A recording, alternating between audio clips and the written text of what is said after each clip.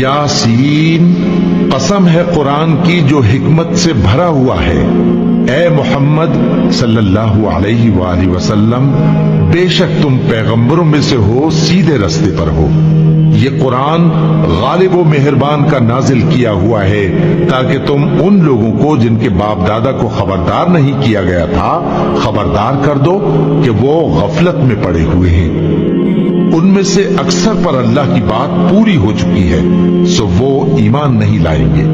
ہم نے ان کی گردنوں میں طوق ڈال رکھے ہیں اور وہ ٹھوڑیوں تک پھنسے ہوئے ہیں، تو ان کی گردنیں اکڑی ہوئی ہیں، اور ہم نے ان کے آگے بھی دیوار بنا دی اور ان کے پیچھے بھی، پھر ان پر پردہ ڈال دیا تو یہ دیکھ نہیں سکتے، اور تم ان کو خبردار کرو یا نہ کرو ان کے لیے برابر ہے، یہ ایمان نہیں لائیں گے۔